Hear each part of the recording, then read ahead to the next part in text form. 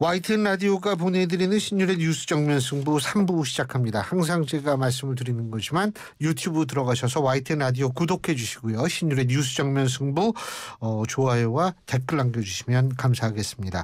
자, 신율의 뉴스 정면 승부 3부는 정면 인터뷰로 꾸며질 텐데요. 오늘은 국민의힘 조혜진 의원과 함께 전국 현안에 대한 입장 직접 들어보겠습니다. 의원님 어서 오십시오. 예, 반갑습니다. 예. 뭐부터 여쭤봐야 될지 모르겠는데 일단은 송영길 전 대표 오늘 1인 시위 하고 있죠. 지금도 하고 있는지는 모르겠습니다만 하여간 아까는 했어요. 그거 어떻게 보셨어요? 국민들 보기에도 우리 정치가 좀 희화화 되지 않을까 싶기도 하고. 예. 그다음 또 검사들이 볼 때 참 정치인들은 맨날 저 모양이에요. 이렇게 안 그래도 검사들이 정치권을 불신하거든요. 하는데 집권당 당대표를 지낸 분이 저런 행동을 하는 걸 보면은 지금 검사들이라고 해봐야 우리 나이에 비하면 한참 10년 20년 이상 후배들인데 정치인들이 정말 할 수 없는 사람들이구나. 이렇게 더 불신하지 않을까. 아하. 그런 염려가 듭니다. 그 의도는 어떤 의도라고 보십니까? 송 대표 입장이야 피해자 입장이 되면 그럴 수 있을지 모르겠지만 이렇게 냉정하게 보면은 검사 앞에 가서 혐의 사실에 대해서 자기의 사실관계 또 증거 또 증언 또는 법리 이런 걸 통해서 그거를 뒤집을 자신이 없는 거죠. 그리고 나중에 영장 청구 될지 안 될지 모르겠지만은 예. 기소가 되면은 결국 판사 앞에 서야 되는데 판사 앞에서도 그거를 뒤집을 사실관계를 통해서 증거나 증언을 통해서 또는 법리를 통해서 그걸 뒤집고 자기가 이길 자신이 안 보일 때 저런 식으로 이제 정치적인 액션을 통해서 네.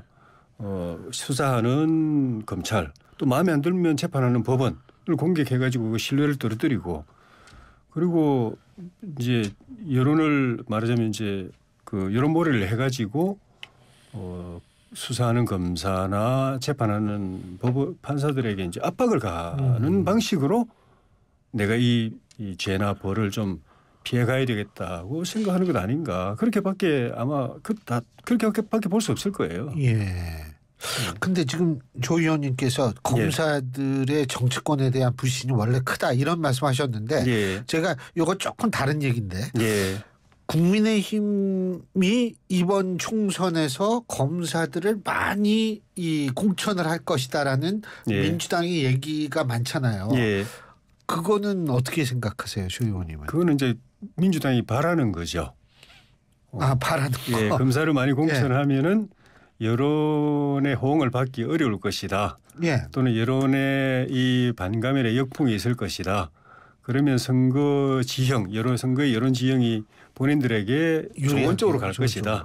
예. 그러니까 그렇게 하기를 바라는 마음이 거기 담겨 있지 않나 싶은데 그 부분에 대해서는 대통령실에서도 아마 비슷한 이야기를 했던 건 아닌가 싶기도 한데 정확하게 확인은 안 되지만요. 며칠 전에 저희 국민의힘 현역 국회의원과 원외 당협위원장 연찬회를 했을 때 내년 총선 공천까지 이끌어갈 김기현 당대표가 분명하게 그는 천명을 했습니다. 예. 일부에서 그런 이야기를 하는데 그런 일은 없다. 예. 절대 없다. 그런 염려는 할 필요가 없다. 내가 책임지고 그런 일은 없도록 할 것이다. 예. 라고 확실하게 선을 긋고 정리를 했습니다.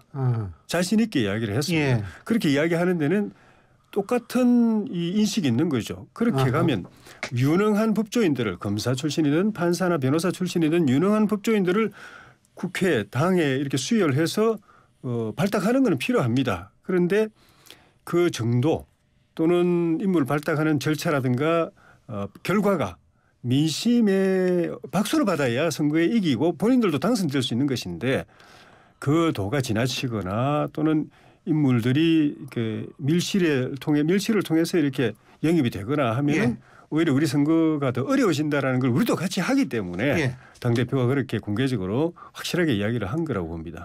지금 또 조 의원님께서 내년까지 총선을 이끌어가게 될 김기현 대표 이렇게 표현하셨는데 예. 일각에선 비대위로 언젠간 갈 것이다 이런 얘기도 나오는데 그럴 가능성을 크게 안 보시는 거군요. 그런 일은 없어야 되죠. 그런 상황이 되면은 설령 비대위를 꾸린다고 해도 그렇게 최악으로 그 악화된 상황을 돌파해서 상황을 반전시켜 가지고 총선에서 이길 수 있는 그 선거 지형을 확 만들어낼 수 있느냐 그거 예. 쉽지 않습니다. 비대위로 가도 당 대표 또는 지도부도 우리가 어렵게 뽑은 당의 인재들인데 예. 비대위라고 해서 비대위원장, 비대위원들이 무슨 그분들보다 월등하게 나은 분들 확보할 수 있느냐? 아하. 그거 보장 못합니다. 예. 그리고 우리가 야당 생활 오래 할 때 5년 동안 야당 생활 예. 할 때 거의 비대위 체제로 갔습니다. 예. 5년 동안 정상적인 당 지도부가 없었어요. 그때 비대위 전문 정당이라는 비아냥도 비대위가 있었습니다. 4번인가 5번인가 예, 했습니다. 맞아요. 그런데 하나도 기억나는 게 없잖아요. 예.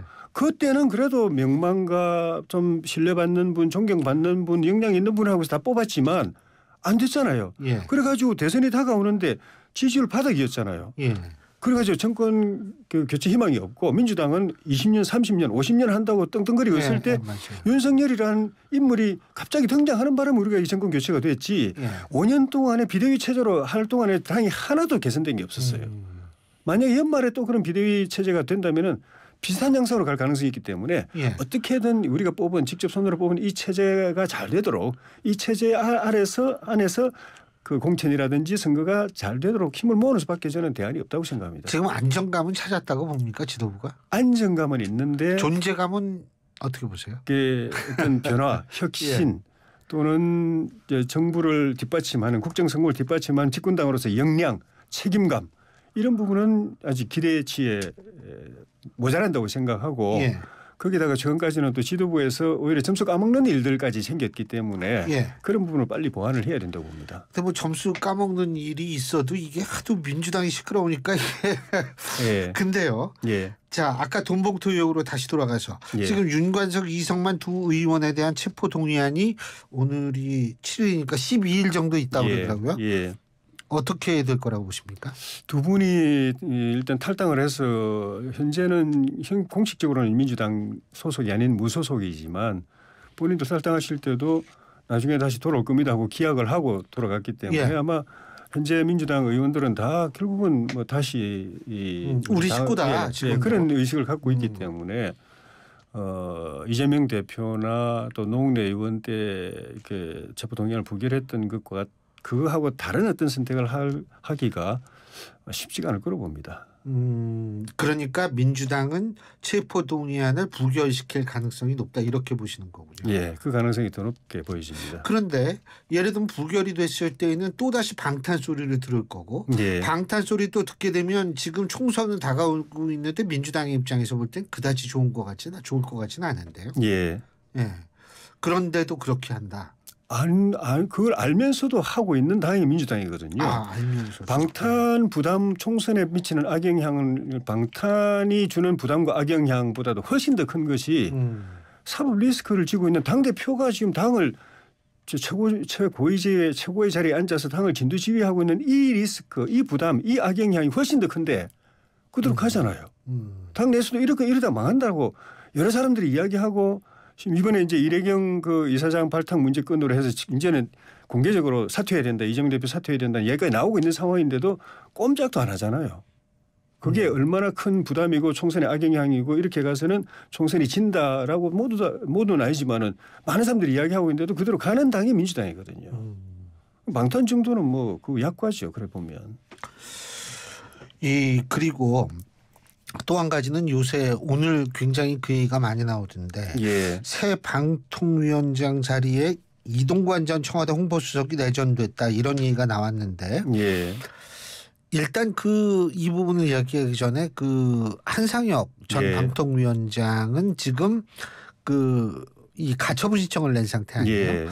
근데 일각의 법률가들은 가처분 신청이 받아들여질 가능성도 있다라는 얘기들이 나오더라고요. 예. 어떻게 보십니까? 그 부분은? 그게 뭐 언제 받아들여질지 또 시점도 문제고 그렇죠. 이제 2달이 조금 안 남았을 겁니다. 임기가. 예.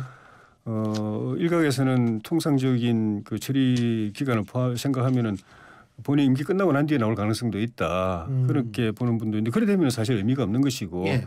그 전에 그 가처분 결과가 나오더라도 그분이 잘못했다라고 하는 그리고 징계를 받아야 한다고 하는 정부 입장은 변화가 없을 겁니다. 예. 그런데 이제 법적으로는 좀 법리적으로는 다를 테니까요. 예. 그리고 이제 또 하나는 뭐냐면 이동관 그 전 홍보수석이 만일 방통위원장이 된다라고 했을 때 청문회를 2번 거쳐야 된다는 얘기도 있더라고요. 그렇죠. 지금 하게 되면은 이제 2달 채우기 위한 4년 청문회. 임기용이니까. 그다음 다시 또 다시 임명된다면은 또 해야죠. 예. 그러니까 그것도 굉장히 번거로울 것 같은데 말이에요. 번거롭긴 하지만 첫 번째에서 만약에 검증을 통과하게 되면은 두 번째는 뭐 그 사이에 무슨 뭐 큰 일이 벌어질 가능성이 적기 때문에 예. 뭐 어떤 방송 정책에 대해서 큰 뭐 저기 방향 전환을 한다든지 하기에는 2달은 너무 짧기 때문에 두 번째는 큰 변수가 없으리라고 봅니다. 예. 근데 이제 첫 번째 어쨌든 만일 하게 된다라면 예. 또 뭐 일부 언론 보도는 학폭 문제, 예. 아들의 학폭 문제 의혹을 보도하고 있는데 예. 또 다른 쪽에서 얘기하는 건 그 문제는 뭐 이미 그 명백하게 밝혀진 부분이 있다고 해서 큰 문제는 안 될 것이다 이런 얘기도 있는데 뭔지 모르겠어요 저는. 뭐 저도 정확한 건 알 수는 없는데 그동안의 정황을 보면은 예. 이 그 논란이 제기된 게 벌써 10년 가까이 10년 넘어 그렇겠죠. 10년 예. 전후 됐으니까 그 사이에 또 이분이 공직을 또 큰 공직을 많이 했는데 민주당이나 또 반대 진영에서 그걸 이렇게 결정적으로 문제 삼지 못한 걸 보면은 즉 그런 정황을 보면은 이렇게 이야기는 하지만 별 문제가 없는 것이 아닌가 하는 그런 생각도 드는데 어쨌든 그거는 임명하는 이제 대통령실에서 그 드러난 여러 가지 상황들을 다 살펴보고 확인하고 할 겁니다.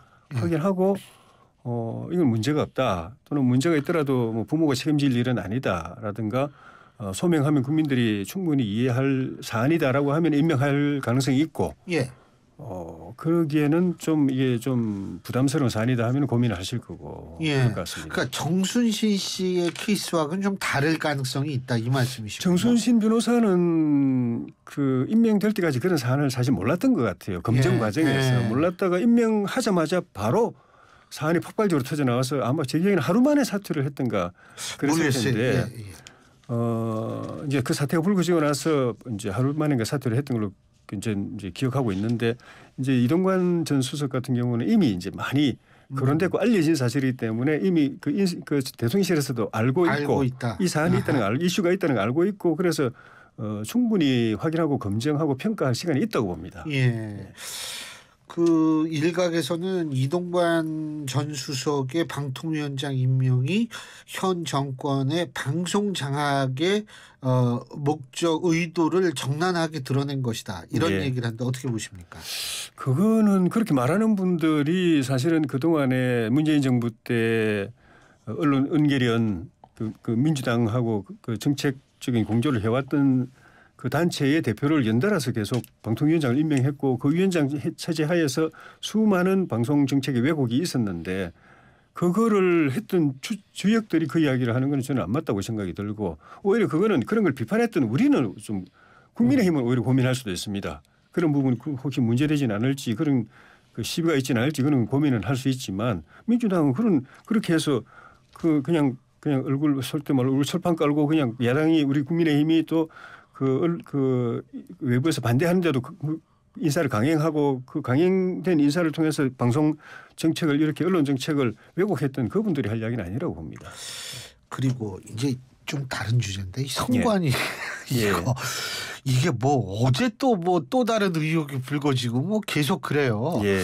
그 여기가 아주 분위기가 가족적인 모양인데 이거 어떻게 해결이 돼야 될 거라고 보세요? 선관위가 헌법기관으로서 국민의 신뢰를 회복하고 본래의 기능을 다 하려고 하면은 이번 기회에 정말 이 내부적으로 쌓여 있는 여러 가지 부조리나 비리나 또 모순이나 또 정치적인 중립성 문제라든가 독립성 문제라 이런 걸 싹 정리해야 됩니다. 그동안에는 우리 많은 권력기관들이 있었지만은 심지어 대통령실조차도 그냥 압수수색. 탈탈 털리는 세상이 되어버렸거든요. 그런데 드물게 선관위가 이때까지도 아직까지도 그런 사각지대에 있어가지고 본인들도 어떻게 보면은 윤리적인 불감증, 도덕적 불감증에 젖은 듯한 그런 모습들을 보이고 있어서 어디서 어떤 일이 벌어졌을지 본인들도 다 모를 가능성이 있습니다. 근데 이거를 하나 터지고 또 이따 또 터지고 또 터지고 해서 계속 망가지는 것보다는 이번 기회에 자체적으로 전수조사도 하고 또 감사원 감사도 하고 해서 싹 정리해서 깨끗하게 새롭게 출발하는 그 계기를 삼지 않으면은 계속 어려워질 것 같습니다. 깨끗하게 새로 출발하기 위해서 국민의힘인 지금 선관위원 전원 사퇴를 주장하고 계시잖아요. 그 선관위원 중에는 우리 국민의힘에서 추천한 분도 있거든요. 그런 것까지 포함하더라도 선관위가 이렇게까지 된 데에 대해서 그분들의 책임을 그냥 도외시할 수 없다라고 생각하기 때문에 그런 거죠. 그 밑에 있는 실무자들 탓만 할 건 아니다. 아니 실무자 그분들 열심히 하는 분들 대다수예요. 선관위 중 저도 이제 이 정치학과 교수기 때문에 그 선거 때 그분들이 이렇게 보면 진짜 사명감 갖고 열심히 하는 분들이 대다수인데 문제는 선관위원들이 다 그만둬요. 사무총장도 없어요. 사무차장도 없어요. 이 선관위 어떻게 합니까? 그러면? 빨리 인사를 해야죠. 빨리 인사를. 만약 그분들이 책임지고 그만두게 된다면. 근데 선관위원들 청문회도 해야 되잖아요. 해야죠. 상임위원을 청문회해야죠. 그거 그렇게 되는데도 뭐 충분하게 그냥 돌아갈 수 있을 것이다라고 판단하시는 거예요? 그런 부담은 있죠. 선거가 내년 4월이기 때문에 그렇죠. 지금 이제 본격적으로 준비해 들어가야 될 시점 이런 걸 감안하면 그런 부담은 있는데 이 문제를 그대로 안고 가면은 내년 선거 관리 자체가 원천적으로 문제가 생길 가능성이 있기 때문에 부담은 있지만 반드시 해결하고 넘어가야 그 위에는 다른 선택의 여지가 없다고 봅니다. 한 가지만 더 여쭙겠습니다. 선관위 국정조사 얘기 나오고 있잖아요. 근데 의원님들 입장에서 볼 때에는 선관위가 신경이 쓰일 수 있는 시기가 점점 다가오는데 국정조사 제대로 될 수 있을 것인가 이런 얘기 나옵니다. 어떻게 보십니까? 그래서 저는 그 선관위가 이렇게까지 된 데는 선관위 탓만 아니라 정치권 책임도 있다고 보는 겁니다. 정치권이 그동안에 선관위를 그 결과적으로 보면은 온갖 규제를 다 만들어 가지고 선관위를 저렇게 공룡 조직으로 만드는 준 게 정치권입니다. 물론 선관위 자체적으로도 불필요한 규제를 내부 그 규칙이나 이런 걸 통해서 많이 만들어낸 것도 있지만 법률은 결국 국회가 다 만들었기 때문에 그래 놓고는 이제는 공룡이 되니까 그걸 갖다가 감시하고 견제하고 비판하고 할 생각 안 하고 눈치 보고 그냥 대충 넘어가고 이 책임을 다 하기 위해서라도 이번에는 정치권이 그런 눈치 보고 나한테 불이 오지 않을까 이런 생각하면서 대충 넘어가는 그런 모습을 보였다가는 정치권이 이제는 책임져야 됩니다. 국회가 책임져야 됩니다. 한번 보겠습니다. 오늘 말씀 여기까지 듣겠습니다. 고맙습니다. 고맙습니다.